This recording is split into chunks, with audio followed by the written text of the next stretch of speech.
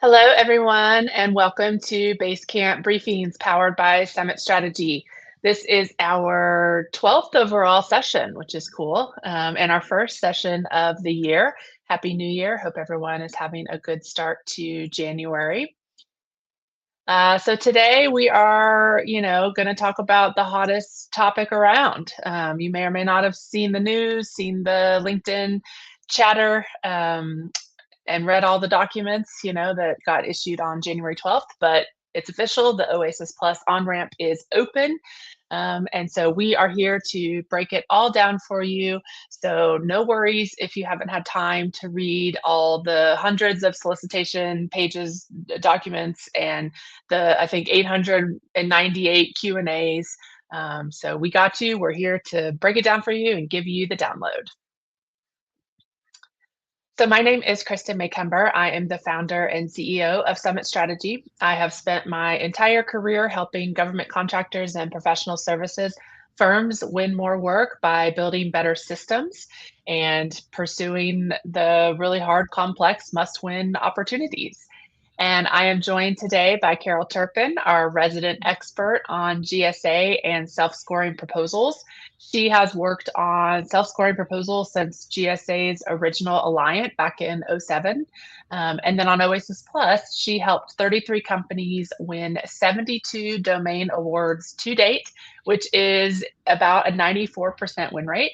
And she's still looking forward to the rest of those awards trickling out so she can nail that other 6%. So welcome, Carol. Thank you. At Summit Strategy, we specialize in strategic BD, capture, proposal development, marketing, and training. And we support hundreds of clients, and help them build sustainable growth engines. And so today we're here to break down, again, a must-win contract, most talked about contract, and just share, a little healthy dose of radical candor, some important strategies to help you approach this opportunity with confidence and help you win the work. So in this session, this is what we're going to talk about. We're going to just do a quick refresher for those of you that are brand new to OASIS. What is it? Why is everyone talking about it? And then we're going to talk about what's new, what's changed, what they've changed in phase 2 versus phase 1. When they opened the on-ramp on January 12th, what's different? What did we expect? What surprises? Then we'll break down the proposal scoring. We'll talk about some pricing and other stuff that's required as part of your package. And then we'll close with how to ask for help if you need it. All right, so first up, what is OASIS?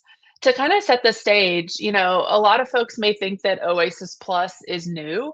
And while OASIS Plus is, at the same time, GSA has also been building this program for many years. They first released the draft RFP, the very first draft RFP back in November of 2022. They got hundreds of questions, and there was another draft in early 23, and then hundreds more questions. And then there was the final RFP in June of 23. And, during that phase, they got 4,000 plus Q&A, I think. So thousands of folks were looking at that and asking questions. And then, as you can imagine, there were lots of amendments, just so many amendments. Proposals were due in October. They started doing awards throughout kind of mid 24 through the end of 24. There were some protests. We remember all those headlines. And then, there were crickets. And, some of those crickets were shouting protests while GSA was trying to make sense of all the submissions. And then eventually all the awards came, and they started to announce details about phase 2. And so in June of last year is when they issued an RFI for those new domains that we'll talk about that came out as part of phase 2. And then draft scorecards were issued at the end of last year, just a month ago in December. And then fast forward to January 12th, a couple weeks ago, last week, I guess, maybe 2 weeks. I don't know what time is anymore. That's when they dropped Amendment 8, and that's when they made the RFP continuously open, which we'll talk about what that really means, and opened the on-ramp. So people can now start, as of January 12th, can start submitting their offer. So, why do people care so much about Oasis Plus? What is it? What's important about it? It covers 13 technical domains that span complex, non IT, and non commercial services. So, it's not an IT contract, it's not a construction contract, it's not an A&E contract. But aside from those specific areas, you can pretty much do most anything under Oasis Plus, like things from acquisition and grants management support, aeronautical, astronomical, chemical, civil, electrical, mechanical engineering, DNA sequencing, which is interesting, space and terrestrial communications. Lots of things. So those are some of the interesting ones. TV, radio broadcasting, and print interviews, like interesting. Talent management, financial planning, physical occupation education therapy. So you can just hear some of the things I've said there. It's a very wide range of scope and services. So why does it matter? Why should you care? Oasis Plus really brings value to both government and industry. So for government, for the agencies, it expands service options, it saves them time, and it gives them access to firms like yours. For industry, it's a long-term contract with more government-wide opportunities. There's easier teaming strategies and ways to team together. And there's just major advantages for small businesses looking to scale because of the different tracks that they have for small business and socioeconomic categories. All right, so here's how the scope is organized. There were 8 original domains in phase one. So remember domains, when we say domains, these are basically just buckets of related NAICS codes. So this is the original set, which you can bid on now as part of the on-ramp. So everything from management and advisory, technical and engineering, those are kind of the 2 most popular ones. Intelligence services, R&D, logistics, facilities, environmental, and then they've got one category specifically for unrestricted, which is called enterprise solutions. And then as part of phase two, they have added an additional 5 domains that you can also bid on. So those are business administration, human capital, financial services, marketing and PR, and social services. So again, you can see wide range, and even underneath these domains, like I said, there's lots of NAICS codes underneath each of these. So most chances are most firms can find what they do and fit them under some of these categories. All right, so let's look closely at how Oasis Plus is structured. It consists of 6 parallel contracts, or tracks is what they call it. They are nearly identical except for necessary differences due to size standards, obviously, and due to certifications, obviously. So because of that, any bidder with a socioeconomic designation like SDVOSB, for example, you can get the total small business track at the same time as you go after the SDVOSB, with only just a little bit of extra work in that Symphony portal. So it's really important as part of your strategy to figure out what tracks and domains. That's step one is what tracks and domains you can qualify for, and we always say to get on as many as possible to have as many opportunities as possible, but also to be strategic about it. This is not just another one of those vehicles that you want to collect dust on. You want to use it strategically and make sure that you're being smart and have a strategy. All right, so periods of performance, plural. GSA began rolling out award notices, like we said, in mid 2024, and that continued until late 2025.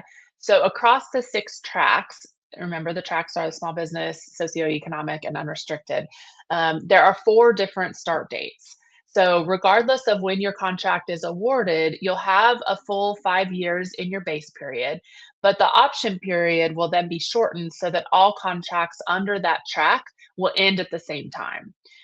Personally, we think if Oasis Plus is successful as expected, that's going to change. So, similar to the MAS, the Multiple Award Schedule program, the RFP lives forever with essential updates as needed. And then every contractor will get a full 10 years before having to put in an all new proposal to start it all over again. But we could be wrong. We're wrong every now and then. So we're watching that closely to see how that shakes out. But just really important to understand how this works. And then this visual summarizes the program structure with those 6 contracts or tracks, and then the original phase 1 domains, and then we add the new ones. So you can see that the enterprise solutions domain is only on the unrestricted track, like I said, and then all the other domains are available to both the unrestricted and all the SB and SE, so small business and socioeconomic tracks. So for those that, who like some useless math equations, that is a total of 73 different combinations of tracks and domains. So again, this all goes as part of your strategy. And then a little bit of more useless math for you on this Tuesday morning. Every single NAICS code in each domain is treated as a separate CLIN, so contract line item number, and there are more than 2,000 of them. So you can bid on as many tracks and domains as you're qualified for, as long as you can achieve those points and meet the corporate requirements. It's a bit of a headache to manage and report on all of, on this many contract items, especially with the transactional data reporting requirements now. But it's sure worth having access to all those opportunities. So this is step one in your strategy to figure out what tracks and domains you should pursue. All right, so we always like to throw some reality checks in here, keep it real. So let's take a minute and be clear about something. Oasis Plus looks like a huge field of opportunity, and it is, but competition is going up, not down.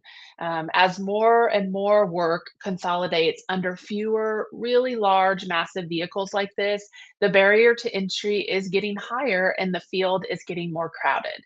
So you absolutely have to have a game plan for how you're going to make this program work for you. You can't just sit around waiting for task orders to land in your email inbox. I know none of you are doing that, but make sure that you're planning ahead or else you're just planning to get left behind. And again, you put so much time and effort into getting on these vehicles, you've got to turn them into revenue.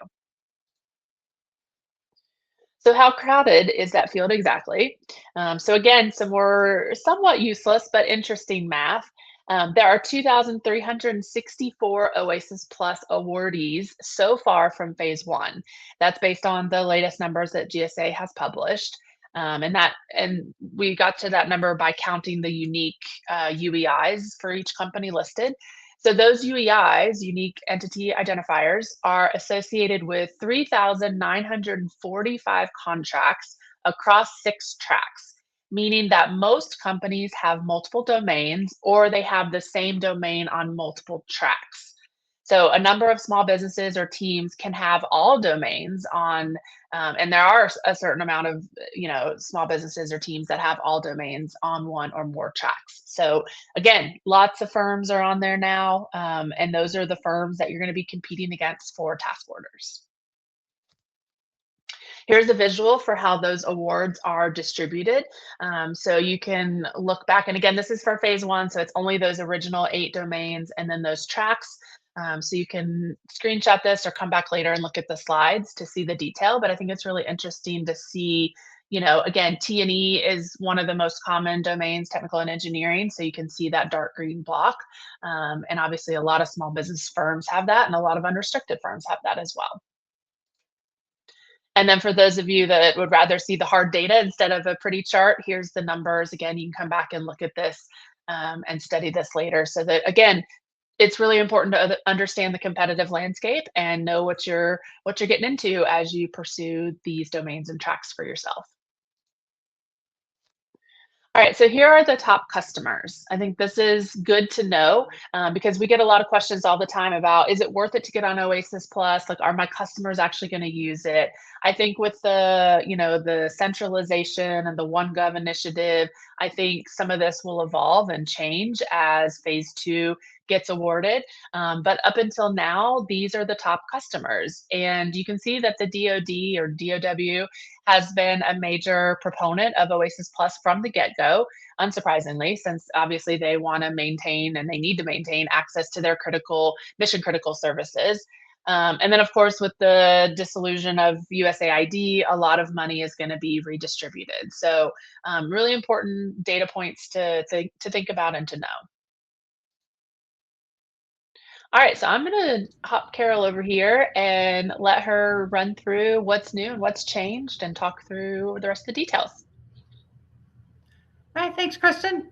Yeah, so what is new with Amendment 8, and what did they keep and what did they change? So the key thing to remember is that it's not just for new offers. The term on-ramp specifically refers to allowing new offerers to get on contracts. Domain extension or domain addition allows those who are already on the OASIS contract to propose new domains within their existing tracks. And then lateral springboarding allows existing small business contractors to add other small business tracks. So for example, if you are already on the total small business contract and you just got your HubZone certification, then you can very easily submit your new certification and add that contract to your toolbox. So all of these options are on the table now with Amendment 8. Each of them requires work from full-blown proposals for the on-ramp to pulling together the domain-specific documentation for a domain ad to just providing the certifications for the springboard. Okay, and here's what you really want to know. Starting with the things that people are most interested in, that lateral springboarding. Again, that's only for adding more tracks to what your existing contract has. If you're a small business, you can add any of the other small business tracks, or you could add the unrestricted track. Your prime and teammates must provide current reps and certs, and you can't change your teammates. You can't add any qualifying projects or past performance. This is strictly taking your existing contract and broadening it. You have to confirm that you're not making any changes to pricing, and there's actually a new form, a new attachment, JP14, which is called the lateral springboarding summary sheet, and you provide that information to GSA so that they can add that new contract. Adding new domains, that's the other thing people are most interested in. If you're adding a new domain, you can add teammates. If you're a small business, you need to make sure that those teammates are also small businesses under the same size standards. And if your new teammates exceed any of the size standards for your existing contract, then you're going to lose those CLINs. So you have to be very careful because you only get awards under the small business tracks for those NAICS codes or CLINs under which you're a small business. So if in adding a new domain, you add a teammate and they are small under the new domain NAICS, but maybe they exceed a size standard under your existing domain, then that CLIN is going to go away from your contract. So it's going to take a lot of effort just to be aware of where you are and what you're doing. You can't remove any of your teammates from phase one. So this is adding to your team. The good news is you don't have to do anything with pricing. And of course, you can add qualifying projects and past performance for the new domain. There are several new attachments with the Amendment 8. One of them is that lateral springboarding, a sheet that I just talked about. That's JP14. JP12 is a template that they've provided now that's a subcontractor letter of commitment template. That's not required, but it's a really good guideline if you are adding teammates. And then if you are putting in a new offer and have to do your whole corporate responsibility, JP13 is a financial data input template that they're now requiring that you provide. If you're one of the vanishingly small numbers of bidders that did not get an award previously, that were rejected, and honestly, out of all the companies I've heard of over these last couple of years, I've not known a single one, but there are a few. Been in the process of resubmitting an offer now. You excuse me, you have to take that debrief letter that GSA gave you that said, here's why you're not getting an award, and you have to write a point-by-point response as to why you are now going to be successful because you have taken care of whatever deficiencies they found. And one last thing that everybody's probably expecting and anticipating is that now the cybersecurity model certification, CMMC, that is now one of the options. It's not a requirement, but it's an option that you can get points for if you have third-party assessed level 2 certification. And the new domains. This is what everybody's really interested in, the 5 new domains, and there are separate sections in Section C of the RFP. They give the full set of NAICS and also sample scopes, basically bullet list areas for the Phase 2 domains. And they look kind of like this in the solicitation. So there are pages and pages and pages of this yellow highlighted stuff. GSA's highlighted everything that they added. So you'll see all of the bullet lists and the NAICS codes for the 5 new domains. Don't forget to check with these new domains, attachment JP4. That also lists the NAICS codes associated with the new domains. And it also provides a long list of PSC codes, which is another way of categorizing work, basically. And that's not in the main solicitation, but that attachment provides that. That attachment provides lists of codes and that are considered automatically relevant. What that means is if your code on your project is automatically relevant, you have less to do to support your relevance claim because you've already got that code. It's automatically relevant. Doesn't mean you don't have other work to do, but it makes one step a little easier. Sections F and G in the RFP also provide additional information related to the new domains, related to deliverables, reporting, and compliance requirements. There's a new section 5, C.5, called Services Not in Scope, and it states explicitly that inherently governmental services and personal services are not in the scope of the contract. And I think that's specifically added because of the social services and human capital domains and the nature of the work involved there. Related to those new domains, there are new points now allowed under the management and staffing area, which we'll talk about in a few minutes. So if you have licensed or certifications related to either the company or personnel, then you can get points for those under those new domains. But note that just like with security clearances, having people who have these particular certifications and providing them on contract, that's sweet. But if the contract didn't specifically require that you provide people with those certifications, then that's not going to get you the points. So we'll talk about that a little bit more.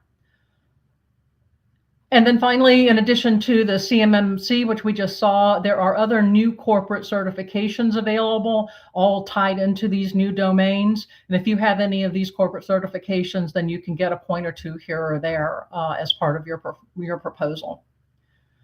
So that's all the new stuff. What else changed? Hey. There's some clarifications throughout the RFP, and they don't really amount to changes so much as just kind of making it more clear for the RFP to reflect what GSA is actually doing. For example, making it clear that on the OASIS contract, in addition to your standard task order, your agencies, your customers can also put together a BPA, and you can bid on those. Just like with the MAS program, if you have a GSA schedule, you can bid on BPAs attached to those schedules. You can do the same thing under OASIS. There are also a lot of updates throughout the RFP that stipulate GSA is using FedConnect. That's not new in reality, but it's new in the solicitation. They're using FedConnect instead of Symphony for contract management tasks. And that's just kind of a note to yourself because they are using FedConnect for contract communications, including contract award documents and any modification documents. So you can go ahead and register for FedConnect now if you're not already. Make sure you don't miss out on anything. Section F3 clarifies the POP, which, as Kristen mentioned, is slightly different across the different tracks, and they spell that out, and they spell out what they mean with the coterminous ending, so that, for example, all of the small business, total small business contractors, your contracts end on the same date, regardless of when you actually got your notice to proceed. And then there's some sections in G that make it clear that it's not just the prime, but all teammates that have to begin and stay small businesses under your NAICS codes. And if you age out at any point in time, then you're going to lose that CLIN, and you might wind up being removed from the contract if you grow big enough to exceed those size standards. Now, that's a really good problem to have, because if you age out of the small business, then you get the unrestricted, and we can help you with that as well. In fact, consider going after the unrestricted domain now as well if you think that you are going to grow enough to the point where you're going to exceed those size standards. So, as Kristen would say, that's part of your plan and your strategic approach. Okay, now actual changes. The big one is that Section L now says that the solicitation is open 24/7, 365. It's actually been open since Monday night, January 12th, when they opened it up. It also clarifies that 5-year recency period for your projects is 5 years from the date that you submit.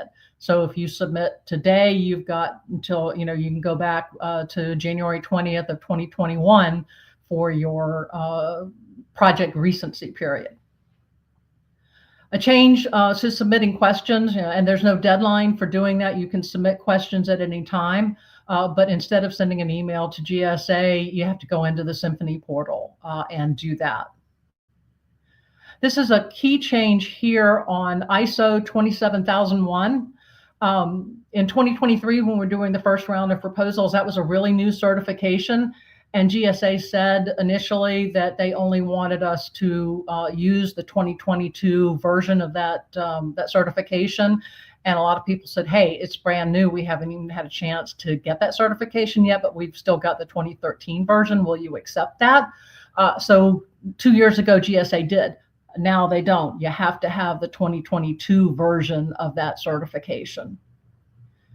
Now, speaking of questions and answers, I mentioned that a minute ago. You can ask a question through Symphony, but before you do that, read through the 898 questions that GSA has provided. They're like the frequently asked questions from 2 years ago. And like Kristen said, they received more than 4,000 questions, but it was really more like about 800 questions that were asked multiple times because people didn't read the previous versions. So long story short, read those questions. Then if you still have a question, you can go into Symphony and submit it.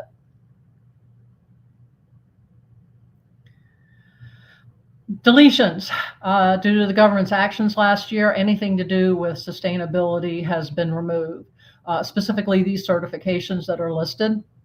So you'll see those sections marked as reserved in Amendment 8. This affects all of the unrestricted domains because this used to be its own category in the unrestricted solicitation, and you could get a couple of points for it. But now those points have been redistributed to the other areas.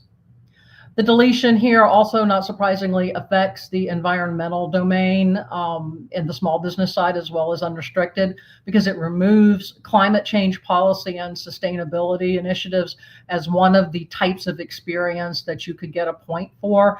But there are several other types of experiences in that same bucket. So, I mean, this is a change, but it's not a huge overhaul there.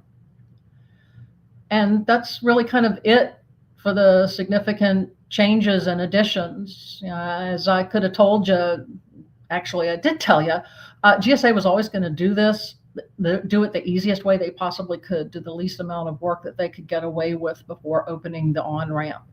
They did all the hard work years ago, and they really weren't inclined to retread any path they didn't have to. So what does all of this mean to you now in 2026? Let's get into the nitty-gritty of how to win this thing. But before we go any further, here's another reality check. It takes way more time than it should to find the points. Identifying candidate projects takes 10 times as long as it should. And then there's the shuffle. One person I know calls it wargaming.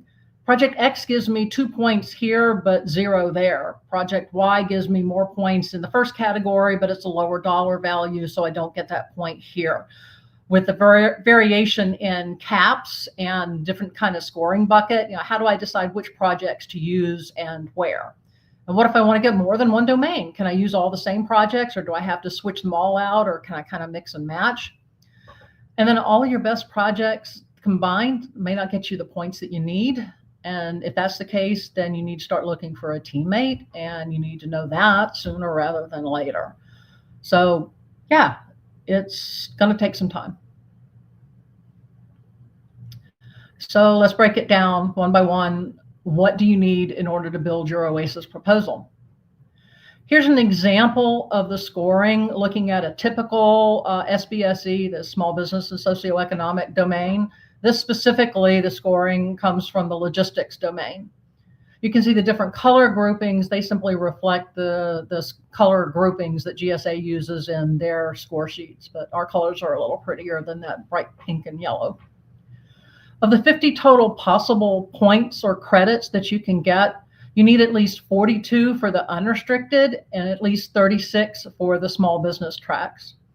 And how you get to that threshold is up to you. There's no gate criteria and no must-have corporate qualifications. As you can see here on the left-hand side, it's entirely possible to get to 42 points strictly on your project experience, your qualifying project and past performance, without having to go to any of the federal experience or the certifications. So we're going to look at each section in some detail now, and I'm going to start with the back end first with those certifications because that's easier. Okay, so first, be aware that the requirements for business systems or rates, they have to be approved by the government. So simply having Deltec is great, but unless you have a DCAA or DCMA or other customer letter where they've gone in and audited your use of the system, then you don't get the points. If you do have that letter, provide it and you'll get the points for the approved systems. Or in case of if you have forward pricing rate agreements, FPRAs, FPRRs. For the certifications, there's a whole variety of them now, the new and the old ones. You have to have them complete by the time of proposal submission. So if you're like working on your disabled veteran certification, wait until you have gone through that process with SBA and have that certification in hand, and then click submit on your offer. You can start preparing the offer now, but wait until you have that certification in hand in order to submit. Similarly, if you have a facility clearance, you have to provide proof of it. Generally, you can get several points across these areas, but the exact allocation differs by domain and size standards. So that's why you see like 2 to 5 or 1 to 3 here. For example, the environmental domain doesn't give you any credit for facility clearance, and that's because most environmental companies don't have them. So it's kind of reflecting what's common in the industry. The facilities domain on the small business side track doesn't include any points for any of these areas. It's all done on project history.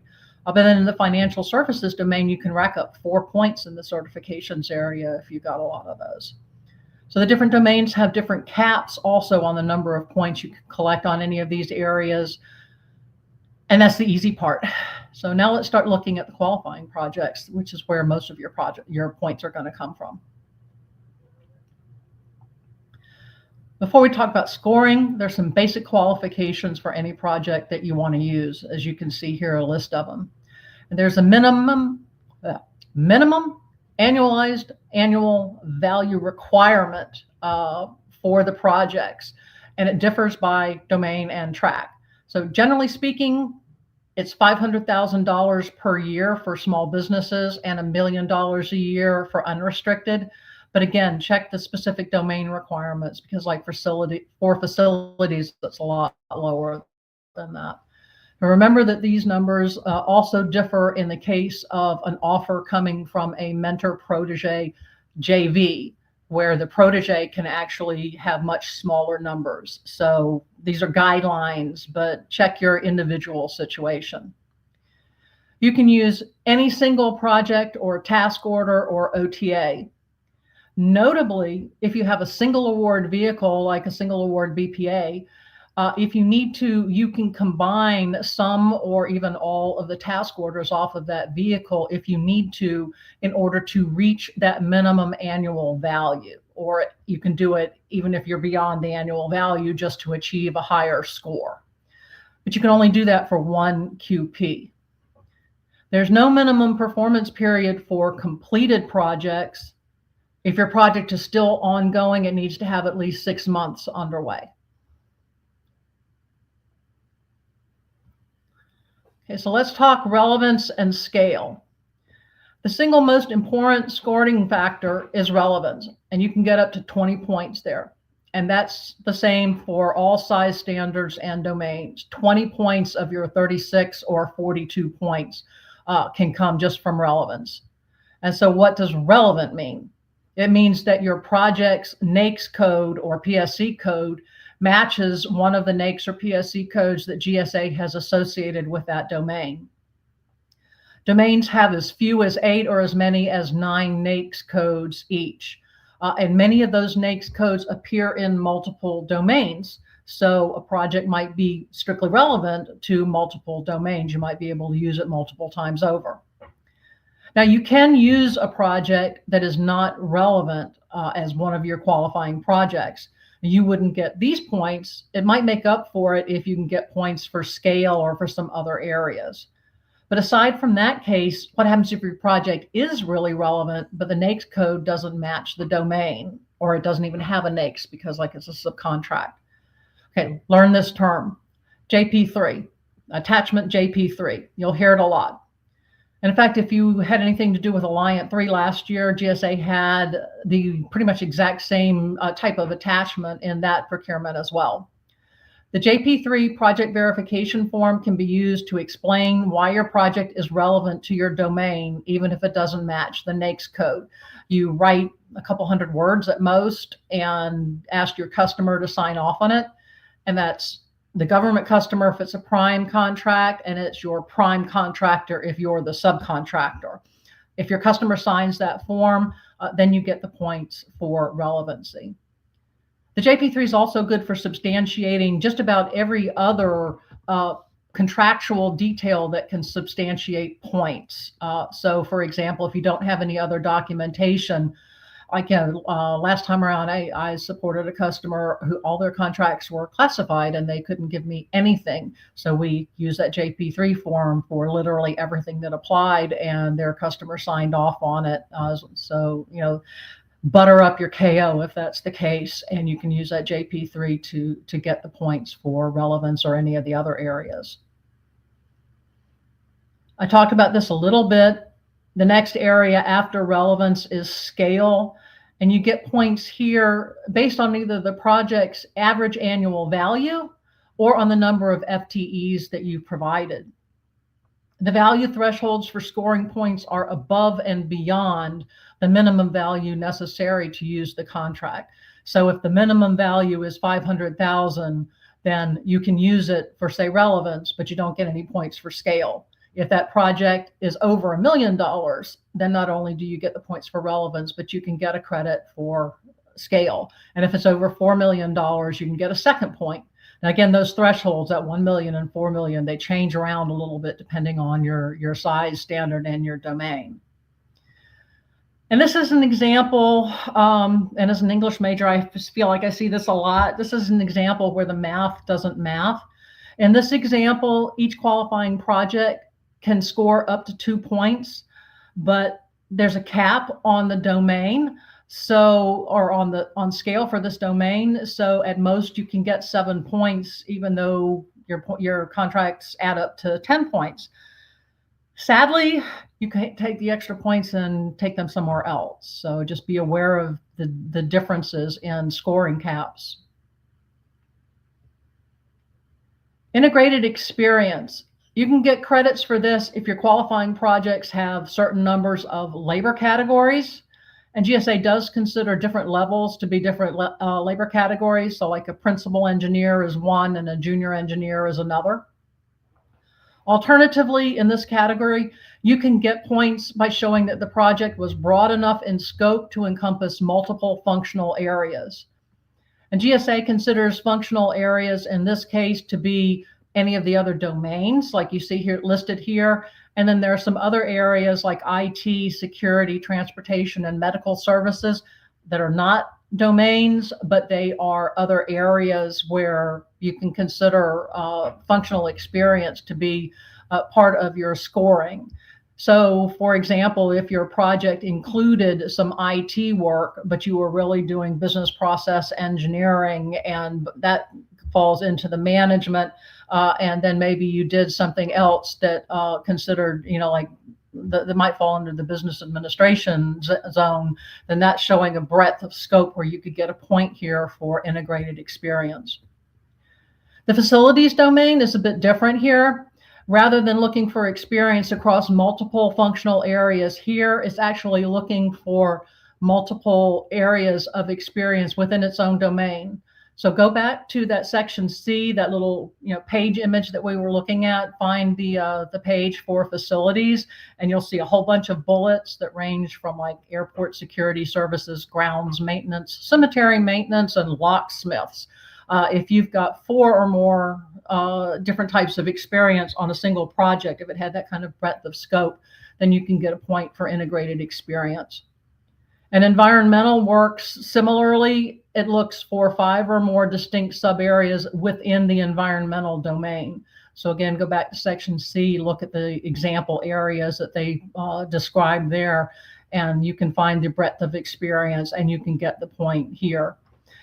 This seems complicated, but I'll tell you, most every offer I've ever seen or been a part of has been able to get most or all of the points across integrated experience here. GSA tries to make it as broad as possible in order to help you out.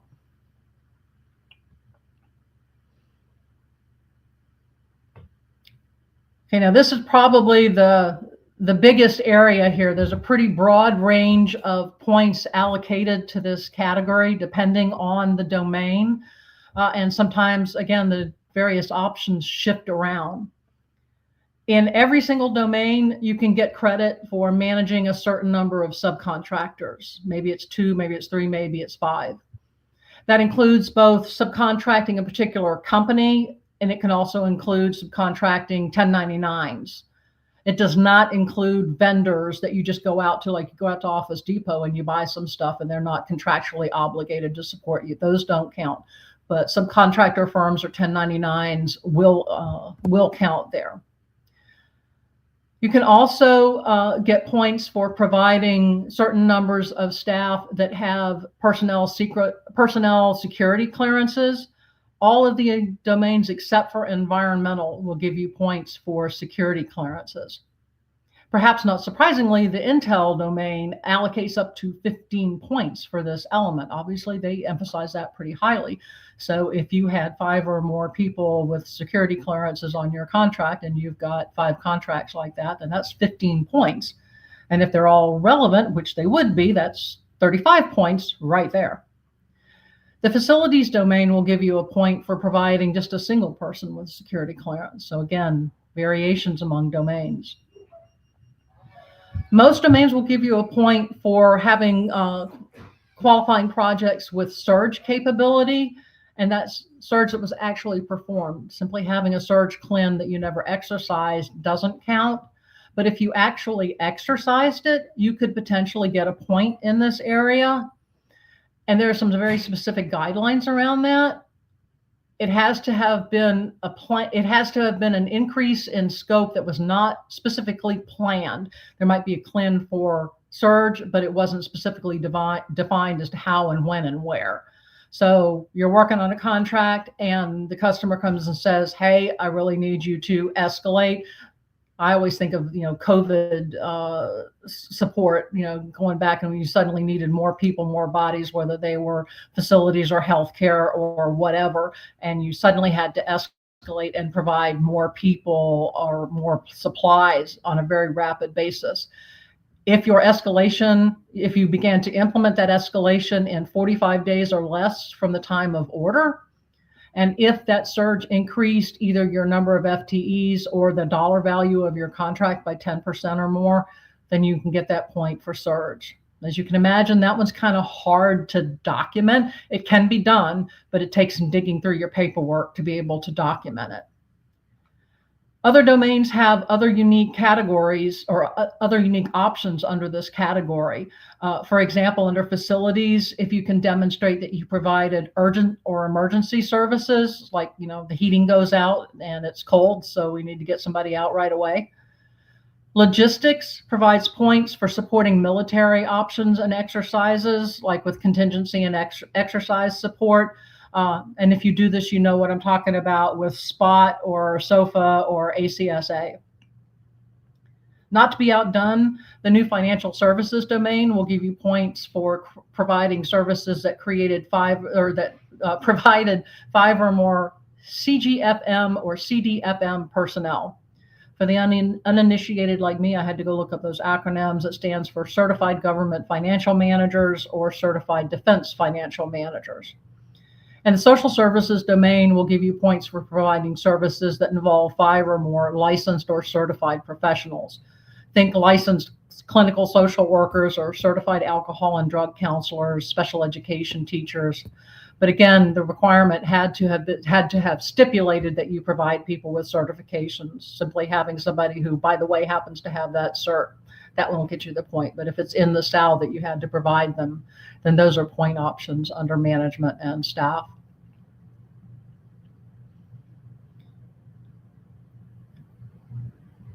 Okay, under specialized experience, this area only appears in a couple of the domains. But facilities will allow 1 point for each project that demonstrates performance of 3 or more industry-specific functional areas. That's like HVAC maintenance, building maintenance, plumbing and pipe fitting. And similarly, environmental will allow points for projects that demonstrate experience in a number of these specific industry-specific areas, like hazardous materials or investigation and remediation, environmental related community relations, things like that. So those are very unique types of experience that will give you points only in those domains. And then locations, you really only care about this if you're going after the enterprise services domain on unrestricted, which means you only care about this if you have $50 million projects and are bidding on this. But just to be thorough, so I can say I covered everything. If you are going after enterprise services, if you had projects that involved multiple locations or OCONUS locations, then you can get points there. And with that, we've exhausted all of the different ways you can get points under the qualifying projects banner, but there's still a related area to consider. And that is past performance. For the 5 projects that you finally settle on for your domain, you get all the points we just talked about for the qualifying projects, but then you can also get points for the past performance on those projects.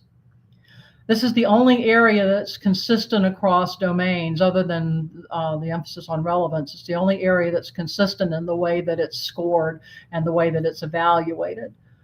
And despite the fact that it's that consistent, this is one of the areas that was most commonly confusing people the last time around. So here's what you need to know. In order to get points for past performance, none of your qualifying projects can have any negative past performance score. And be aware that if there is an existing CPAR, GSA will pull it and will evaluate it. If you don't have a CPAR, you can do a PPQ, but they're going to look at that CPAR and they're going to toss the project entirely if it doesn't have a satisfactory overall rating in the scoring. And you can see here that they score the different evaluations. Like exceptional, they give you 5 points, and unsatisfactory, they give you 1. So when you're talking about how does your past performance score, look at all the areas that were evaluated and give them a point on the 1 to 5 scale. A lot of times your contracts might add different areas that aren't part of the standard score, but for the purposes of OASIS, the only things that GSA is going to evaluate are the technical or / quality of service, schedule or timeliness, cost control, and what they call management or business relations on all the small business tracks. Those are the only 4 areas that matter for calculating your score. If you're on the unrestricted track and you were evaluated on the use of small businesses in subcontracting, that can also be counted as well. So take your CPAR score and average out what your evaluation rated out. As long as it's satisfactory, you can use the project as a qualifying project, but it's not going to get any points. It has to be above satisfactory. So on that 5-point scale, it needs to be a smidge above over 3.0. It could be 3.1, it can be 3.01, but it has to come out over 3 in order to get a point. And only if the qualifying project is relevant will it count towards past performance. Still counts elsewhere, but doesn't count towards past performance. And only if you have 3 projects that are relevant, that are considered positive, that is above satisfactory, you get 1 point. If 4 of your qualifying projects are relevant and have positive past performance, you get a 2nd point. And if all 5 of them fall under that, meet those requirements, then you can get a total of 3 points in past performance. So it is a little bit confusing, but that's kind of the way it works out. You're looking for above satisfactory and you're looking for relevant. Those are the key things to look for in getting your past performance points. Oh, and if you don't have, let me just throw this in, if you don't have the CPARs I mentioned, there's a JP6. It's like a past performance questionnaire. You can get your customers to sign that. Federal experience, that's your last credit bucket. And this group has a different color scheme because it works a bit differently. We've talked about all the qualifying projects and the past performance. Those are all tied to 5 projects. But for this area, you can actually have a lower annual value because you can bring in additional projects. So you've got your 5 qualifying projects over here, and then you could have 4 or 5 or 6 more additional projects that you bring in solely for the purposes of getting a few points under federal experience. The average annual value can be as low as $250,000 for the federal experience, and that's the same across all of the domains and size standards. Any of your qualifying projects that are federal prime contracts can get the points here. They can do double duty. But again, if you don't, if you're using 5 subcontracts, then you can bring in 1 or 2 small federal prime contracts and get points for the federal experience here. Note also that in the R&D domain, there are 2 different FEP credit areas. If you had cost plus contracts or advanced R&D contracts, those count only in R&D. And then there in the middle, I kind of skipped over that for federal agencies. If you have at least 3 prime contracts for 3 different federal agencies, you can get 1 point. So again, a lot of variety here that you can get additional points, sometimes 4, 5, even 6 more points, 7 more points, depending on your domain, just by bringing in additional contracts above and beyond your qualifying projects. But these all do have to be federal prime contracts. Either yours, if you're the offerer, or if you're a subcontractor, you can use one of their federal prime contracts in this area. So that's all of the point scoring areas. Let's talk about pricing for a moment, and it'll be brief, I promise. And if you're already on the OASIS contract and you're just looking to add domains or springboard to another track, then feel free to sneak away and refresh your coffee right now because this only applies to new offers.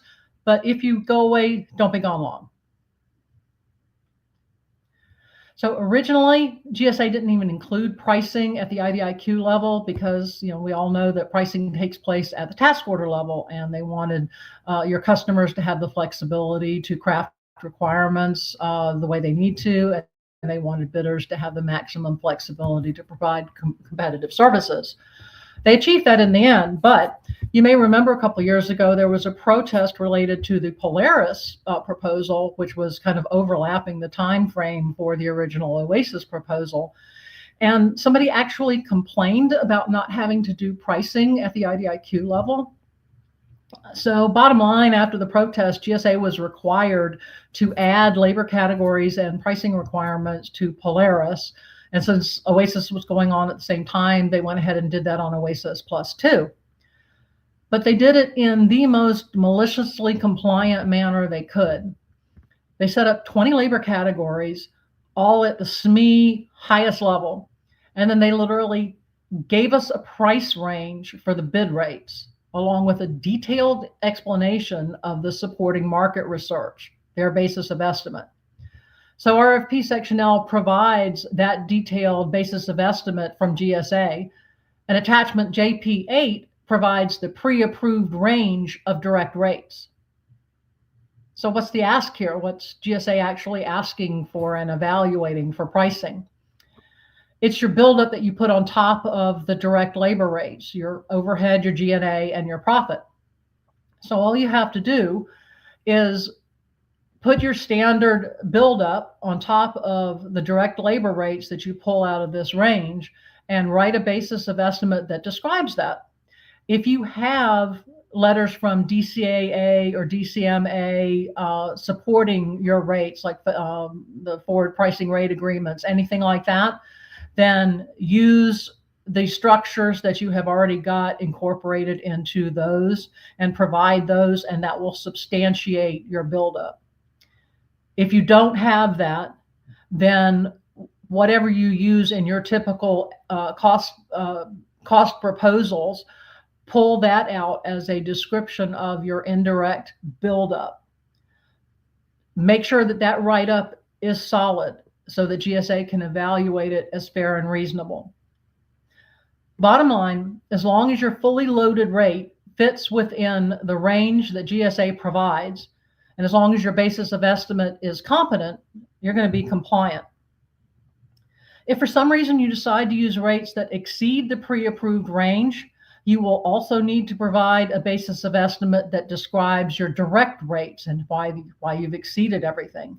But really, why? Why would you do that? Why would you do more work than you need to? Especially since none of these labor categories are required. Seriously, they're examples that will only be used under a very unique set of circumstances. And that's if you or your customer choose to use them, and even then, only on a sole source T&M task order would they ever come into play. So in reality, you're highly unlikely ever to see them on any task order. And that's good, because I know you're looking at those rates right now and realizing that many of them would never apply to you anyway. You know, if you do business process improvement or intelligence services, for example, you are never going to bid an environmental scientist or an accountant or a PR specialist. But that's okay, because people who do PR are never going to bid environmental work or intelligence services. So everybody's all scratching their heads equally. But this is to create a level playing field across those thousands of contractors and contracts. And so the GSA could comply with the court's requirement for them to evaluate pricing at the master contract level. So everybody on the contract has this set of LCATs that you will probably never, ever use again. So feel free to studiously ignore them after you've gotten your contract award. And then we have non-scoring requirements. These are the responsibility documents that everybody has to submit as part of their original proposal, but they don't count if anything other than for anything in the points area. Everything on the left side of the screen is required for every single new bidder. On the right are documents that might be required depending on your particular situation. So like if you are a JV, then you need to provide a copy of your JV agreement and the attachment that describes those requirements. So those are situation specific, and then on the left-hand side, everything is required.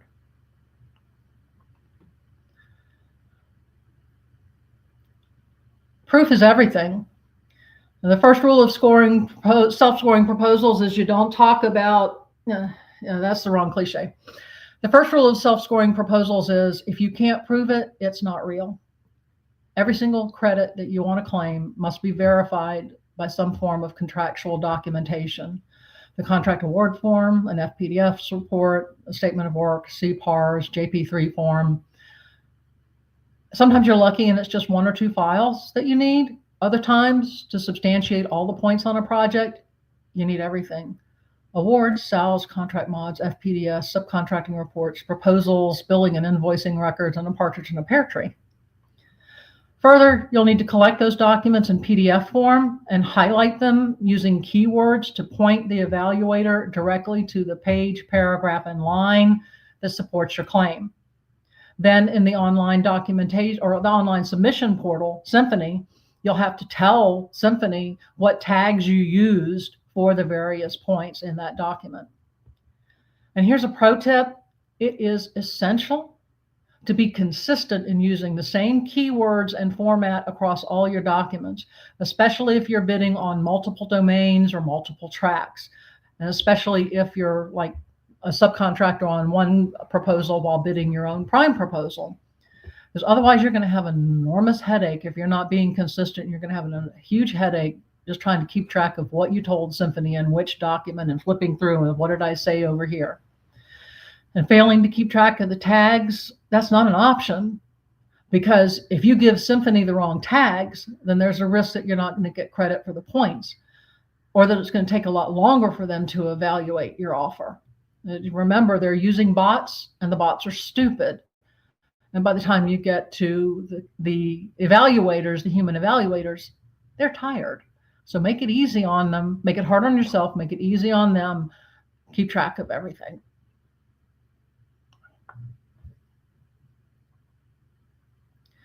And here's another reality check. This is hard. If you're the only person working on this, you're going to be overwhelmed. That, or it's going to take you a lot longer to be ready to submit than you want to because it's so hard. And if you're not the only person working on this, people are going to be asking all the time, where's this file? How many points do we have for management? Did you tag it? Did you upload it? Where can I use it again somewhere else? Do I have enough points for another domain? So yeah, you're going to be hearing that a lot. If you want to retain some shred of sanity, you need a single platform for your team to work in, SharePoint, Google Drive, Teams, whatever. And you need a single tool that your team can use so they can find all the answers themselves, so that, you know, maybe you can drink your coffee in peace once in a while. So maybe what you're looking for is something a little like this.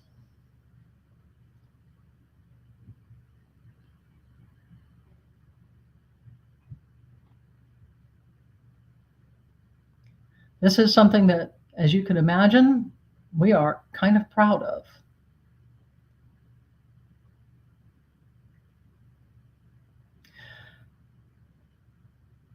This is the tool that we are using. We call it our trail guide.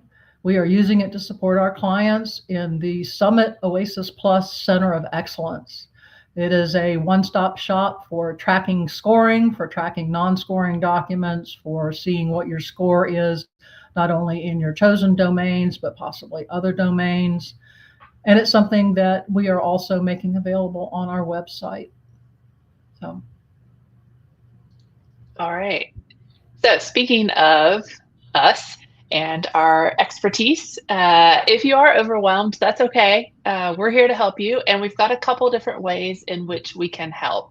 Like Carol mentioned, we approach all of our contract vehicle support to clients from a center of excellence mindset and just system. And so we create these big tools and templates and systems one time, and then we rinse and repeat across clients.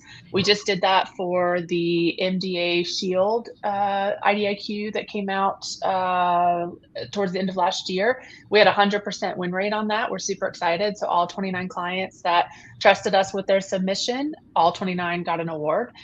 So super excited. And we're already helping, I think, over 30 something clients on OASIS Plus. So if you need help, here's a couple different ways in which we can help.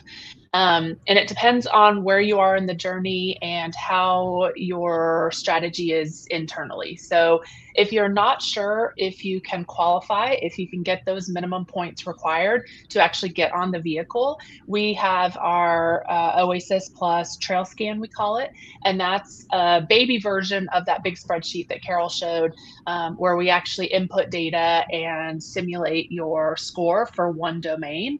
And that'll validate, that you can score high enough or that you have critical gaps and you've got to fill those through teaming or otherwise. So that's one place to start.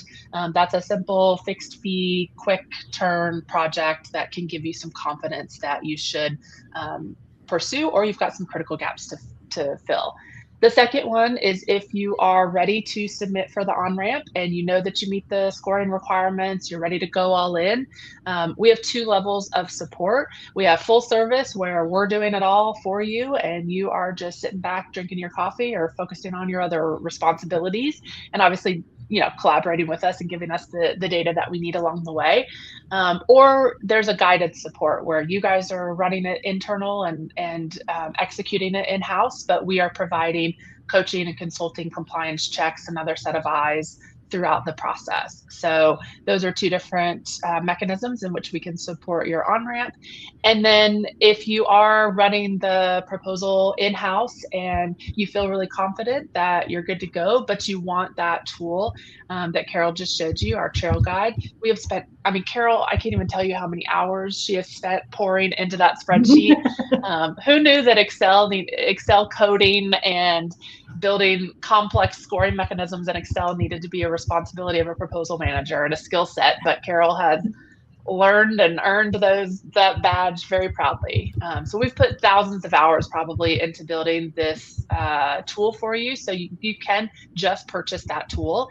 We are going to have that live here in the next few days. So please keep us posted if you're interested in that. We can share that with you.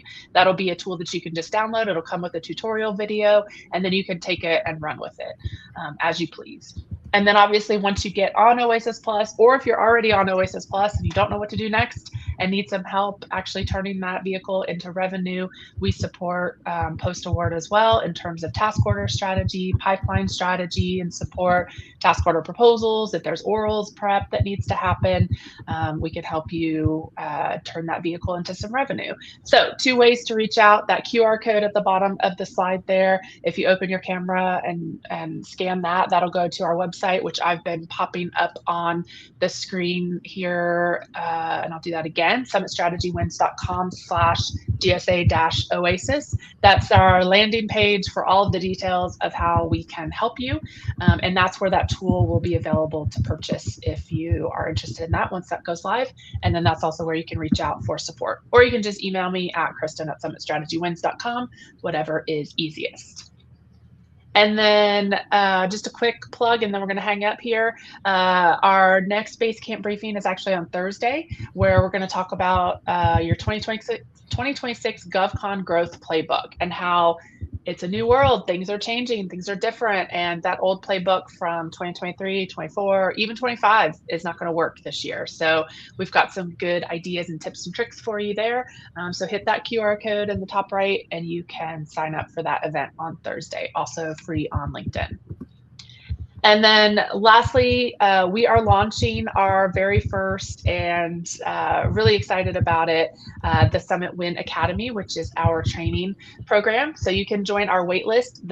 We're launching February 17th. Our waitlist will get you a discount code and early access. So if you go to learnwithsummit.com, that can you can sign up for that waitlist, and you'll get some details through email. So stay tuned for that. And with that, I think we are going to wrap. There we go. Here's my contact information. Again, that QR code goes to my calendar, but it might be easier to just email me if you're looking for support. I saw tons of questions. The difficulty in LinkedIn Lives is answering questions and being able to see them simultaneously through this platform that we have to use to go live. So we will circle back after the event and post comments back to your questions directly on the page. And that way everyone can see our answers, and they will live on that page forever. We will send out the slides after this event. Give me a few days or so. I'll get you an email out with the slides. And feel free to reach out if you have questions or need help, and we are here to help you. And thank you for joining, and best of luck on the OASIS Plus journey. Thank you.